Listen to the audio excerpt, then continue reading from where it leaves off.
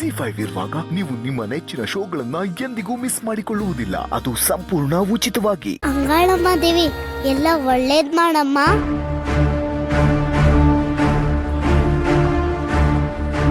ನಮ್ಮ ಅಂಗಾಳಮ್ಮನ ಗುಡಿ ಮುಂದೆ ಪ್ರಸಾದಕ್ಕೆ ಕಾಯ್ಕೊಂಡು ತಿಂತಾ ಇದ್ವಿ.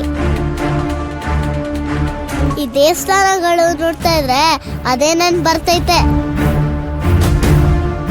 ಸುಬಿ, ನಿನ್ ಗೆಸೆಲ್ಲ ಹೇಳ್ಬೇಕು, ಅದೆಲ್ಲ ಸೀತಾ ಮುಂದೆ ಹೇಳ್ಬೇಡ ಅಂತ. ಅಂಕಳಮ್ಮನ್ ಗುಡಿನ ಅದನ್ನ ನೀನ್ ಯಾವಾಗ ನೋಡ್ದೆ? ಅದು ಪ್ರಸಾದಕ್ಕೋಸ್ಕರ ಕಾಯ್ತಾ ನಿಂತಿದ್ದೆ ಅಂತ ಹೇಳ್ತಿದ್ಯಲ್ಲ, ಏನ್ ಮಾತಾಡ್ತಿದ್ಯಾ? ಅದು ಸೀತಮ್ಮ. ಹೌದು ಸೀತಮ್ಮ, ಅಂಗಾಳಮ್ಮನ್ ಗುಡಿ ನಮ್ ಸ್ಕೂಲ್ ಪಕ್ಕ ಇದೆ ಅಂತ ಹೇಳು.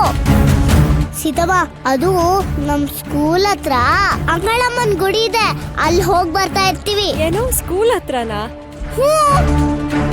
ಹಾ, ಅದು ಸೀತಾ, ಆಕ್ಚುಲಿ ದೇವಸ್ಥಾನ ಸ್ಕೂಲ್ ಪಕ್ಕದಲ್ಲೇ ಇರೋದು, ನೀವು ನೋಡಿಲ್ಲ ಅನ್ಸುತ್ತೆ. ಇರ್ಬೋದು. ಸರಿ, ಬನ್ನಿ ಹೋಗೋಣ. ಹಾ, ಬನ್ನಿ. ನೋಡು, ನಮ್ಮಪ್ಪ ನಿನ್ಗೆ ಹೆಂಗ್ ಬಚಾವ್ ಮಾಡ್ತಾ ಇದ್ದಾರೆ.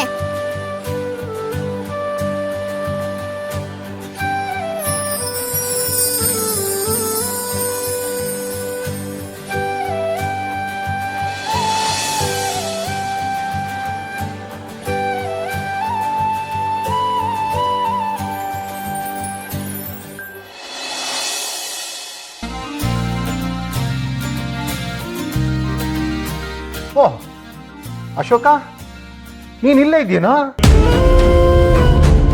ಹೌದು, ಇಲ್ಲೇ ಇದ್ದೀನಿ. ಎಲ್ಲಿಗೆ ಹೋಗ್ಬೇಕಾಗಿತ್ತು? ನಿನ್ನ ಗೆಳೆಯ ರಾಮ ಕುಂಭಮೇಳಕ್ಕೆ ಹೋದ, ನಿನ್ನನ್ನು ಕರೀಲಿಲ್ವಾ? ಹಾಗೆ ಹೊಟ್ಬಿಟ್ಟ ಅವನು. ನಿನ್ನೂ ಕರೀದೆ ಹೋಗಿದ್ದಾನೆ ಅಂದ್ರೆ ನೋಡು. ಮೋಸ್ಟ್ಲಿ ಹೆಂಡತಿ ಮಗಳು ಬಂದ ಮೇಲೆ ಗೆಳೆಯನ್ನೇ ಮರ್ತ್ಬಿಟ್ಟ. ಮರೆಯೋದ?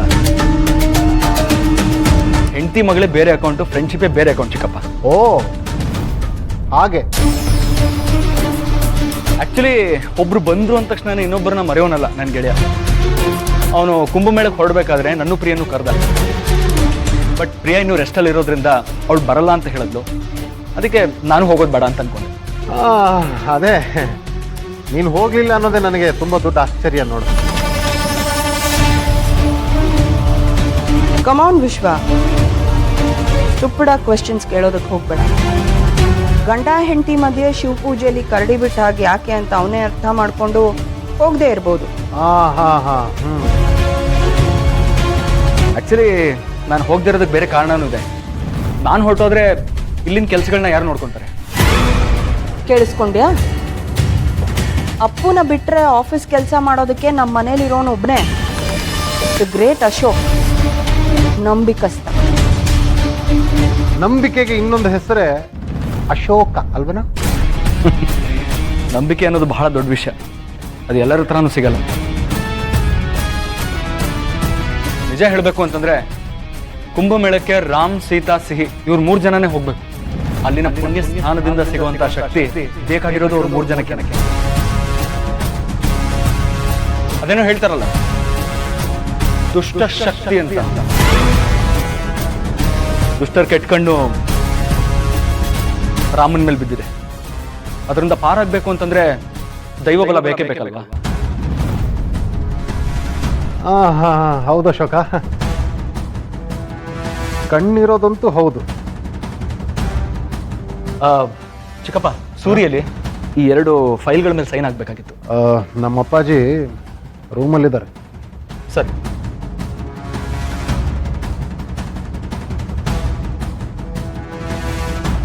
ಭಾರ್ಗೋ, ಕ್ಲೈಂಟ್ ಕಾಯ್ತಾ ಇದ್ದಾರೆ, ಹೋಗಿ ಬರ್ತೀನಿ.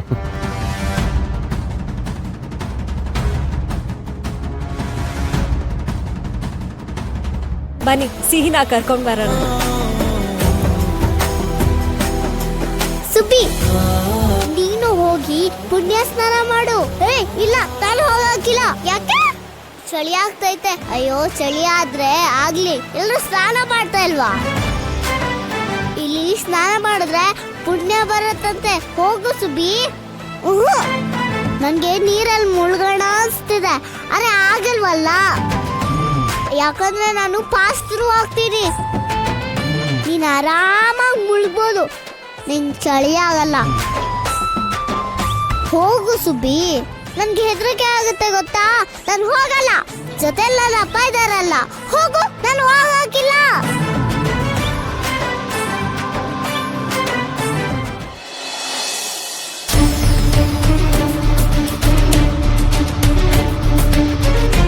ಒಂದ್ ಕೆಲ್ಸ ಆಯ್ತಾ? ಸಿಕ್ಕದ್ರಾ ನಿಮ್ ಸೂರಿ? ಹೌದು, ಆಗ್ಲೇ ಏನೋ ಹೇಳ್ತಿದ್ಯಲ್ಲ, ಅಪ್ಪು ಮೇಲೆ ಯಾರ್ದೋ ಕೆಟ್ಟ ದೃಷ್ಟಿ ಇದೆ, ದುಷ್ಟಶಕ್ತಿ ಅಂತ. ಆ ದುಷ್ಟಶಕ್ತಿ ಯಾರು ಅಂತ ತಿಳ್ಕೊಬೋದಾ? ಪ್ರಶ್ನೆ ಕೇಳೋದೇ ಉತ್ತರ ತಿಳ್ಕೊಳಕಲ್ವ? ಮತ್ತೆ ಉತ್ತರ ಗೊತ್ತಿರೋ ಪ್ರಶ್ನೆನ ಕೇಳೋದ್ರಲ್ಲಿ ಏನರ್ಥ? ಅರ್ಥ ಆಗದಿರೋ ಉತ್ತರನ ಅರ್ಥ ಮಾಡ್ಕೊಳ್ಳೋದಕ್ಕೆ. ಅರ್ಥ ಆಗೋದ್ರಿಂದ ಏನಾದರೂ ಬದಲಾವಣೆ ಆಗೋ ಹಾಗಿದ್ರೆ ಖಂಡಿತ ಅರ್ಥ ಮಾಡಿಸ್ಬೋದು. ಆದರೆ ನಾನು ಬದಲಾಗಲ್ಲ, ನಾನು ಹೀಗೆ ಇರ್ತೀನಿ ಅನ್ನೋರಿಗೆ ಅರ್ಥ ಮಾಡಿಸೋಂಥ ಸಾಹಸ ಮಾಡಬಾರ್ದು. ನಾನಂತೂ ಮಾಡೋಕ್ಕೋಗಲ್ಲ. ಇತ್ತೀಚೆಗೆ ತುಂಬ ಮಾತಾಡ್ತಿದ್ಯಾ? ಯಾರ ಮುಂದೆ ಏನು ಮಾತಾಡ್ತಾ ಇದ್ದೀನಿ ಅನ್ನೋ ಪರಿಜ್ಞಾನ ಇಟ್ಕೊಂಡು ಮಾತಾಡು. ನಾನು ಮಾತಾಡೋ ಹಾಗೆ ಮಾಡಿದ್ದು ನೀವೇ. ಸುಮ್ಮನೆ ಹೋಗ್ತಾ ಇರೋನ್ನ ನಿಲ್ಲಿಸಿ ಏನೋ ಕೇಳಿ ಇವಾಗ ಹೀಗಂದ್ರೆ? ನೀನು ಸುಮ್ಮನೆ ಹೋಗ್ತಿಲ್ಲ, ಪ್ರತಿ ಒಂದು ಹೆಜ್ಜೆಲೂ ನನಗೆ ಅಡ್ಡ ಆಗ್ತಾ ಇದೆಯಾ. ಜೋಪಾನ ಅಶೋಕ್, ನನ್ನ ವಿರುದ್ಧ ನಿಲ್ಲೋದಕ್ಕೆ ಹೋಗಿ ನಿನ್ನ ಗುಂಡಿನ ನೀನೇ ತೋಡ್ಕೋಬೇಡ. ಚಿಕ್ಕಿ, ನೀವು ನನ್ನನ್ನು ಹೆದರಿಸ್ತಾ ಇದ್ದೀರಾ ಅಥವಾ ನಿಮಗೆ ಹೆದರಿಕೆ ಆಗಿರೋದಕ್ಕೆ ನನಗೆ ಸೈಡ್ ಹೋಗು ಅಂತ ಹೇಳ್ತಿದ್ದೀರಾ? ಯಾರು ಜೋಪಾನವಾಗಿರ್ಬೇಕು ಅಂತ ನೀವೇ ಯೋಚನೆ ಮಾಡಿ.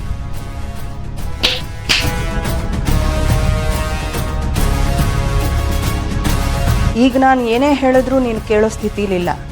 ಹೋಗು, ಆದರೆ ಅಪ್ಪು ಬಂದ ಮೇಲೆ ನಿನ್ನ ಸ್ಥಾನ ಯಾವುದು ಅಂತ ನಿನಗೆ ತೋರಿಸ್ಕೊಡ್ತೀನಿ. ಪಾತಾಳಕ್ಕೆ ಇಳಿದು ಹೋಗ್ತೀಯ, ಹೂತೋಗ್ತೀಯ.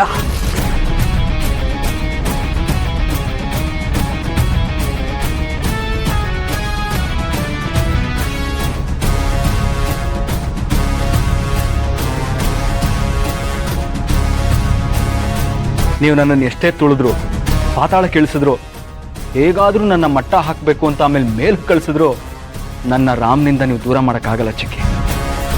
ಯಾಕೆಂದರೆ ನನ್ನ ಅವನ ಫ್ರೆಂಡ್ಶಿಪ್ಪು ಅಷ್ಟು ವೀಕ್ ಅಲ್ಲ.